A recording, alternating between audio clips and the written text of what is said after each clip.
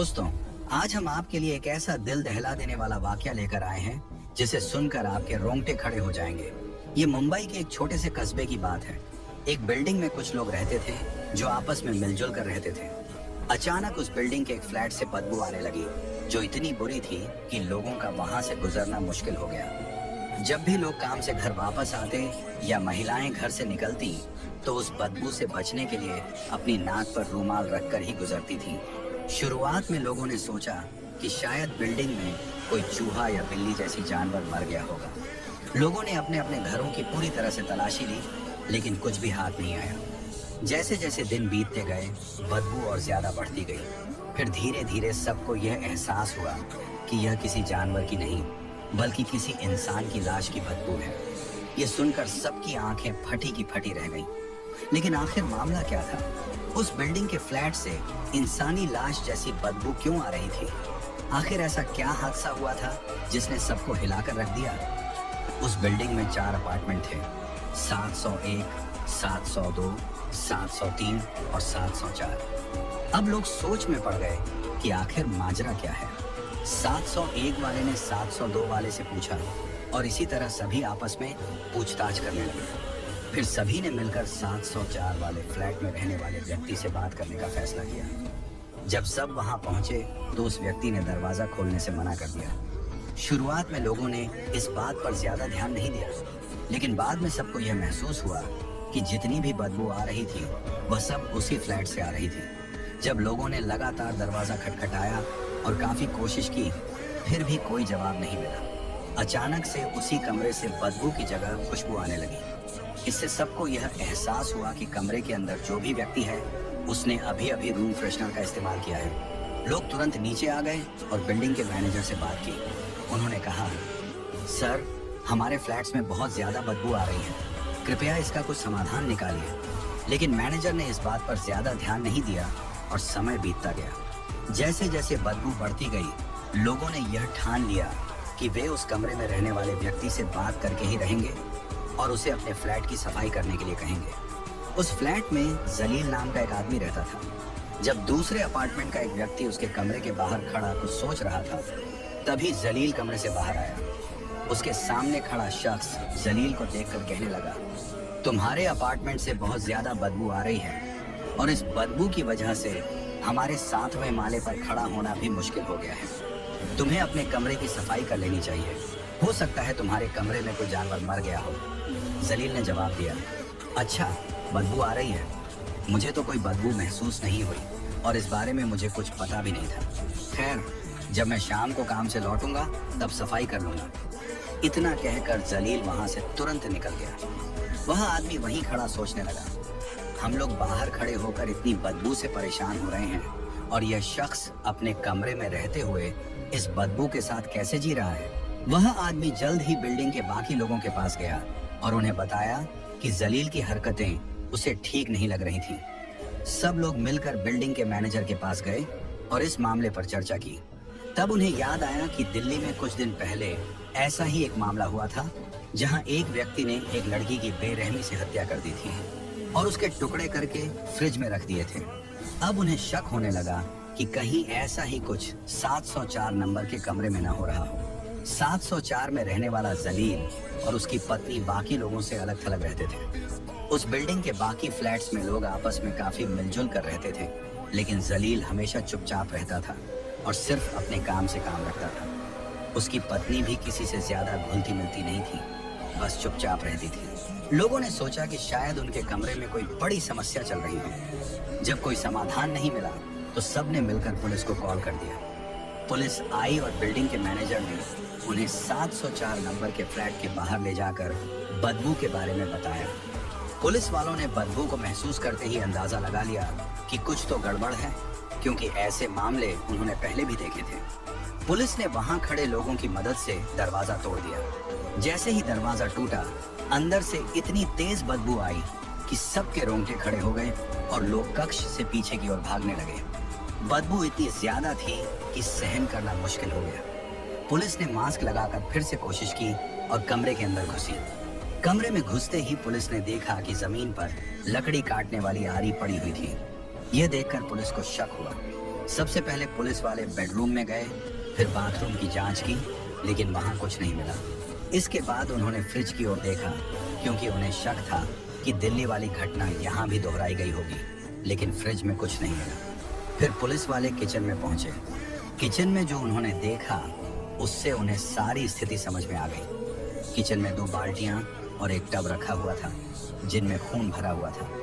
खून के साथ उन बाल्टियों में छोटे छोटे मांस के टुकड़े भी थे, लेकिन अभी भी यह साफ नहीं हो पाया था कि यह मांस के टुकड़े किसी जानवर के हैं या इंसान के। उनमें से कई लोग ये सोच रहे थे कि यहाँ जरूर कुछ गलत हो रहा है। कुछ ने तो यह भी अंदाजा लगाया कि शायद ये लोग कसाई हैं और ये जो सारे टुकड़े हैं ये किसी जानवर के हैं। लेकिन थोड़ी देर बाद उनकी यह सोच बदल गई, जब उन्होंने एक बाल्टी में एक मानव टांग देखी।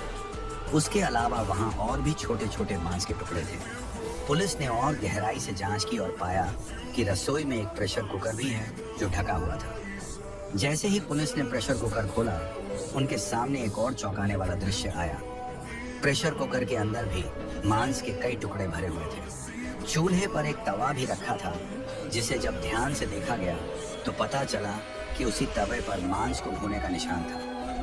पुलिस के मन में सवाल उठ रहे थे कि आखिर वह इंसान कौन था जिसे इस तरह से मार दिया गया। इसी बीच पुलिस को एक कटी हुई छुरी मिली जो किसी महिला की थी। अब उन्हें समझ में आ गया था कि यह सभी टुकड़े एक औरत के हैं। अब तक उनके पास एक सुराग था, लेकिन उन्हें पता करना था कि यह महिला कौन थी। पुलिस ने पास के लोगों से पूछताछ की। लोगों ने बताया कि यहाँ एक जोड़ा रहता है, जलाल और उसकी पत्नी मबीना।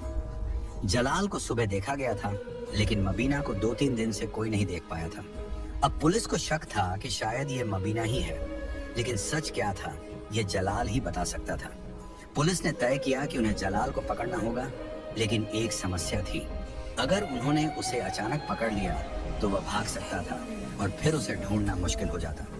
इसीलिए पुलिस ने योजना बनाई कि वे 2 पुलिस कर्मियों को सिविल कपड़ों में बिल्डिंग के अंदर छोड़ देंगे, जबकि बाकी लोग बाहर उसके आने का इंतजार करेंगे।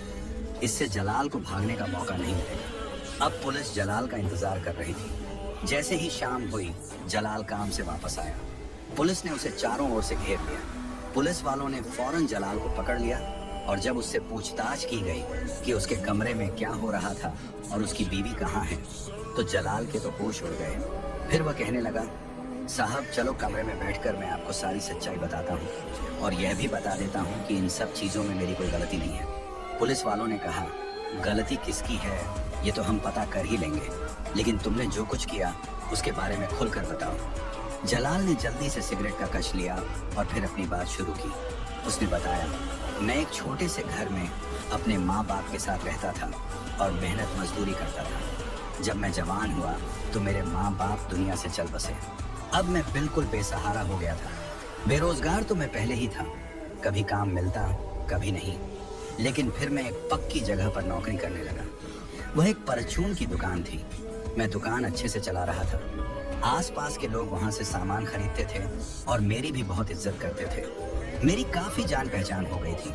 लेकिन एक दिन कुछ ऐसा हुआ कि उस दुकान पर एक औरत आई जो सामान खरीद कर चली गई। वह अक्सर मेरी दुकान पर आने लगी और मुझे वह अच्छी लगने लगी। कुछ दिन तो बड़े अच्छे गुजरे, लेकिन अचानक एक हादसा हुआ। एक कार की टक्कर से मेरा एक्सीडेंट हो गया और मेरा काफी खून बह गया। मुझे खून चढ़ाया गया ताकि मेरी जान बच सके। अल्हम्दुलिल्लाह मैं ठीक हो गया, लेकिन कुछ महीनों बाद फिर से बीमार पड़ गया। जब मैंने अस्पताल जाकर अपने टेस्ट कराए तो मुझे पता चला कि मुझे कैंसर हो गया है। मैंने और टेस्ट करवाए और अंदाजा हुआ कि जिस खून से मेरी जान बचाई गई थी उसी की वजह से मुझे यह बीमारी हुई। मैंने इलाज करवाना शुरू किया और फिर से अपने काम पर लौट आया। उसी दुकान पर फिर से मेरी मुलाकात उसी लड़की से हुई जिसका नाम मबीना था। अब हम दोनों एक दूसरे के और भी करीब आ गए थे, क्योंकि अब दोस्ती प्यार और प्यार के बाद शादी में बदलने वाली थी। और फिर वह दिन आ गया जब हमने शादी कर ली। हम दोनों एक अच्छी जिंदगी बिता रहे थे, लेकिन अब खर्चे काफी बढ़ चुके थे। पहले तो मैं अकेला था, अब बीवी आ चुकी थी। मैंने अपना छोटा सा मकान किराए पर दे रखा था, जहाँ से मुझे 35,000 महीना किराया मिल रहा था। खुद मैं एक फ्लैट में कम किराए पर रहने लग गया, जहाँ मेरा खर्चा सिर्फ 10,000 आता था। इस तरह मेरे पास 25,000 रुपए सीधा बचने लग गए। दूसरी तरफ मैं परचून की दुकान पर नौकरी भी कर रहा था, जिससे हमारा गुजारा अच्छी तरह चल रहा था। मेरी बीवी शादी से पहले अपने चाचा के साथ रहती थी, क्योंकि उसके माता पिता के बीच लड़ाई झगड़े चल रहे थे। उसकी माँ अपने 5 बेटियों को लेकर अलग घर में अपने चाचा के साथ रहने लग गई थी, क्योंकि चाचा बहुत अच्छे इंसान थे। फिर एक दिन ऐसा आया जब उसके चाचा की मौत हो गई। इस दुख को वह सहन ही कर रही थी कि कुछ महीनों बाद उसकी माँ भी चल बसी। अब ये 5 बहनें मिलकर मेहनत मजदूरी करके अपना गुजारा करने लगी। इसी दौरान मेरी मुलाकात मबीर से परचून की दुकान पर हुई थी और आज हम दोनों पति पत्नी बनकर रह रहे थे। हमारा कारोबार अच्छा चल रहा था और हम ठीक ठाक जीवन जी रहे थे। लेकिन अचानक एक दिन परचून की दुकान किसी वजह से बंद हो गई और मेरी नौकरी हाथ से चली गई। अब हमारा गुजारा मुश्किल हो रहा था, क्योंकि नौकरी छूटने के बाद घर में पैसों की तंगी आ गई थी और लड़ाई झगड़े शुरू हो गए थे। मबीर मुझसे हर वक्त पैसों की मांग करती। हर समय उसकी जुबान पर पैसों की बातें रहती, जैसे कि मैं कहाँ से खाऊं, कहाँ से पहनूं। वह मुझसे कहती कि मैं कहीं और जाकर काम ढूंढ लूं। कुछ समय ऐसे ही बीता और मैंने एक फैक्ट्री में काम करना शुरू कर दिया। उस फैक्ट्री में बहुत सारी औरतें भी काम करती थी। मेरी बीवी को शक की बीमारी ने घेर लिया। जब मैं शाम को थका हारा घर लौटता तो वह मुझ पर शक करती और तरह तरह की बातें सुनाती। कभी मेरा मोबाइल छीन लेती तो कभी बहाने बनाकर बुरी बुरी बातें बोलती, जिससे मेरा गुस्सा भड़क जाता। मैंने अपनी बीवी को कई बार सफाई दी, लेकिन वह किसी भी तरह नहीं समझी। एक दिन मैं तंग आकर अपनी बीवी को 2 थप्पड़ मार बैठा। उसने रो रो कर पूरे घर को सर पर उठा लिया। जैसे तैसे करके मैं काम पर निकल गया। पूरा दिन फैक्ट्री में काम करता रहा, लेकिन मेरे मन में बीवी की बातें ही घूमती रहीं। मैं दुआ कर रहा था, या अल्लाह मेरी बीवी को हिदायत दे। शाम को जब मैं घर लौटा और कमरे का दरवाजा खोला तो मेरे पैरों तले जमीन खिसक गई। मेरी बीवी जमीन पर गिरी पड़ी थी और उसके आसपास कुछ दवाइयां बिखरी हुई थी। मैंने भागकर उसे उठाया तो उसके मुंह से झाग निकल रहा था और उसकी सांसें नहीं चल रही थी। मेरी बीवी इस दुनिया से जा चुकी थी। उसने जहर खा लिया था। पुलिस ने मुझसे पूछा, अगर तेरी बीवी ने जहर खा लिया था तो तूने पुलिस में शिकायत क्यों नहीं की? मैंने डरते हुए जवाब दिया, मुझे डर था कि पुलिस मुझे ही दोषी ठहराएगी और जेल भेज देगी, क्योंकि गलती तो मेरी बीवी की थी और मैं बलि का बकरा बन जाता। इसीलिए मैंने आप लोगों को कुछ नहीं बताया। मैंने सोचा कि क्यों ना मैं उसकी लाश को ठिकाने लगा दूं, लेकिन पूरी लाश को ऐसे ही बाहर ले जाना मुश्किल था, क्योंकि मैं 7वीं मंजिल पर रहता था। अगर मैं लाश को बाहर ले जाता तो कोई ना कोई मुझे देख लेता और सवाल करता कि तू यह क्या कर रहा है। तब मैं उन्हें क्या बताता? फिर मैंने फैसला किया कि बीवी की लाश के छोटे छोटे टुकड़े कर दूंगा और उन्हें ठिकाने लगा दूंगा। सबसे पहले मैं शहर जाकर कुछ औजार खरीद लाया, जैसे कि हथौड़ा, आरी, लकड़ी काटने वाली कट्टर और कुछ और सामान। फिर मैं घर लौट आया और बीवी की लाश के छोटे छोटे टुकड़े करने लगा। लेकिन मुझे पता था कि मैं यह काम बहुत जल्दी नहीं कर पाऊंगा और थोड़े ही समय में लाश सड़ने लगेगी और बदबू आने लगेगी, क्योंकि इंसान की लाश की बदबू जानवर की लाश से कहीं ज्यादा भयानक होती है। ये बात मुझे अच्छे से पता थी। तब मैंने सोचा कि इस बदबू को खत्म करने का एक ही तरीका है। मैंने एक प्रेशर कुकर लिया और बीवी की लाश के कुछ टुकड़े उसमें डालकर उबालने लगा। उबालने के बाद मैं उन्हें तवे पर फ्राई कर लेता था। मेरा प्रेशर कुकर में उबालने का मकसद था कि टुकड़ों के अंदर से कोई बदबू बाहर ना आए और तवे पर फ्राई करने से पूरी तरह से बदबू खत्म हो जाती थी। ऐसा करने से बदबू कम हो गई थी। पूरे शरीर के हिस्से पिघलकर पूरी तरह से तरल हो जाते थे और मैं उन्हें बाथरूम में जाकर फ्लश कर देता था। जो मांस के टुकड़े बच जाते उन्हें मैं एक प्लास्टिक बैग में डालता और जब काम पर जाता तो उन्हें अपने साथ ले जाता। मैं सुबह सुबह सबसे पहले उठकर काम पर निकल जाता था ताकि लोग मुझे देख ना पाए। मैं उस समय निकलता जब आसपास के लोग सो रहे होते थे। फिर मैं इन छोटे छोटे टुकड़ों को बाहर फेंक देता जहाँ कुत्ते होते थे और वे इन टुकड़ों को खा लेते थे। इस सोसाइटी में रहने वाले सभी लोग इस बात से हैरान थे कि ये कुत्ते हर रोज हमारे ही इंतजार में क्यों रहते हैं कि कोई इन्हें खाने को कुछ देगा। जब लोग कुत्तों को रोटियां डालते तो कुत्ते उन्हें सूंघते तक नहीं थे। लोग परेशान थे कि आखिर माजरा क्या है। असल में मैं अपनी बीवी के छोटे छोटे टुकड़े कर उन्हें उबाल कर और तवे पर फ्राई करके कुत्तों को खिला देता था। जब कुत्तों का पेट गोश्त से भर जाता तो उन्हें और कुछ क्यों चाहिए होता। पुलिस वाले जलील की बातें सुन सुनकर दंग थे। उन्हें उसकी बातों पर जरा भी यकीन नहीं हो रहा था। वे सोच रहे थे कि यही अपनी बीवी का कातिल है। उनके समझ में नहीं आ रहा था कि कोई इंसान इतना निर्दयी कैसे हो सकता है। पुलिस को पूरा यकीन था कि जलील ने ही अपनी बीवी को मारा है और अब खुद को बचाने के लिए झूठी कहानियां बना रहा है। पुलिस ने सोचा कि अब इस लाश का पोस्टमार्टम कराया जाए, लेकिन पोस्टमार्टम किसका किया जाए? जलील ने तो पहले ही अपनी बीवी के शरीर के बाकी हिस्सों को कुत्तों को खिला दिया था। सिर्फ एक टांग ही बची थी। पुलिस ने अब घर की पूरी तलाशी शुरू कर दी ताकि कोई और हिस्सा मिल सके जिससे पोस्टमार्टम करवाया जा सके। पुलिस जलील से लगातार पूछताछ कर रही थी और उसकी काफी पिटाई भी हो चुकी थी, लेकिन जलील अब भी अपनी गलती मानने के लिए तैयार नहीं था। जलील ने पुलिस के हर सवाल का जवाब बड़ी चालाकी से दिया, लेकिन पुलिस को यकीन हो गया था कि उसने अपनी बीवी का कत्ल किया है। पूरे मोहल्ले में यह खबर आग की तरह फैल गई थी कि जलील ने अपनी बीवी के साथ कुछ ऐसा किया है जिसकी कल्पना कोई नहीं कर सकता था। ठीक उसी समय पुलिस को एक गवाह मिला जो जलील की बीवी के बारे में जानता था। यह गवाह जलील के पड़ोस में रहने वाली एक औरत नाजिया थी। नाजिया ने पुलिस को बताया, जलील अक्सर अपनी बीवी को पीटता था। मैंने कई बार उसे रोते हुए सुना है और एक बार उसकी बीवी ने मुझसे कहा था कि वह अब और यह सब बर्दाश्त नहीं कर सकती। उसने यह भी बताया था कि जलील के किसी और औरत के साथ नाजायज रिश्ते हैं। यह सुनकर पुलिस का शक और गहरा हो गया। उन्होंने नाजिया से पूछा, क्या तुम्हें यकीन है कि जलील का किसी और औरत के साथ रिश्ता था? नाजिया ने सिर हिलाते हुए कहा, हाँ, मैंने खुद उसे कई बार देर रात बाहर जाते देखा है और उसने मुझे धमकी दी थी कि अगर मैं किसी को कुछ बताऊंगी तो वह मुझे भी नहीं छोड़ेगा। पुलिस अब जलील पर पूरी तरह से शिकंजा कसने की तैयारी कर रही थी। उन्होंने उसकी कॉल रिकॉर्ड्स और मैसेज की जांच की। वहां उन्हें एक नंबर मिला जिससे वह अक्सर बात करता था। यह नंबर एक लड़की का था जिसका नाम शबाना था। पुलिस ने तुरंत शबाना को हिरासत में लिया। शबाना ने कबूल किया कि वह जलील के साथ रिश्ते में थी और जलील उससे शादी करना चाहता था। उसने यह भी बताया कि जलील अपनी बीवी को तलाक देना चाहता था, लेकिन उसकी बीवी राजी नहीं थी। वह बार बार कहती थी कि अगर जलील ने उसे छोड़ा तो वह खुद को मार लेगी, लेकिन मुझे नहीं पता था कि वह वाकई ऐसा करेगी, शबाना ने डरते हुए कहा।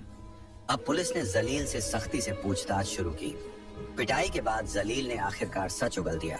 उसने कहा, हाँ, मैं शबाना से प्यार करता था, लेकिन मेरी बीवी बार बार मुझे धमकी देती थी कि वह खुदकुशी कर लेगी। उस दिन जब मैंने उसे थप्पड़ मारा तो उसने मुझसे कहा कि अब वह मेरी जिंदगी से हमेशा के लिए चली जाएगी। मैंने सोचा था कि वह मजाक कर रही है, लेकिन जब मैं शाम को घर लौटा तो उसने सच में अपनी जान ले ली थी। पुलिस अधिकारी ने पूछा, तो तूने उसकी लाश को टुकड़ों में क्यों बांटा?